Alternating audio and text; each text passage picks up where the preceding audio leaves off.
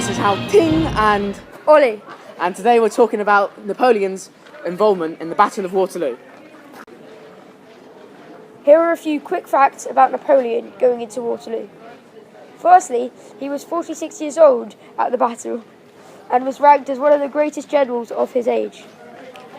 During the battle, he wore his favourite uniform, white, gold and green, and he also wore his trademark traditional black hat with white satin lining. The use of corps in Napoleon's tactics was crucial in order for him to win so many battles. Corps were small self-contained armies which used skirmishes in battle and scavenging for their food resources. The army was made of 3 to 4 corps, which were spread out vastly, about 80 to 100 kilometers apart, to get more from foraging.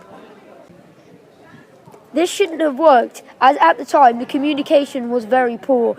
One would have to ride on a horse from A to B to get the message across. Napoleon's army had a far superior movement rate compared to the enemy, and they were able to self-provide for themselves in times of need for food. Napoleon's plan during Waterloo was standard during the time. He decided to use an extended artillery bombardment of the enemy, followed by cavalry attacks to force the enemy into squares, and then further attacks by artillery and musket to reap the benefit of the dense formations. Napoleon would always advance his infantry under the cover of heavy artillery or skirmishers to avoid falling under too much fire themselves.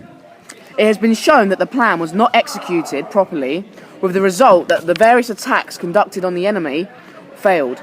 The majority of the battle, Napoleon committed tactical errors and acted indecisively. He was blamed for the many mistakes that the commanders made. In 1808, Napoleon's first signs of weakness began to show. This tactic used against him was called guerrilla warfare. This first occurred in Spain in 1808 after Napoleon was trying to take over. Napoleon's misjudgment, expecting the Prussians to not arrive to aid the English, cost him heavily during the battle.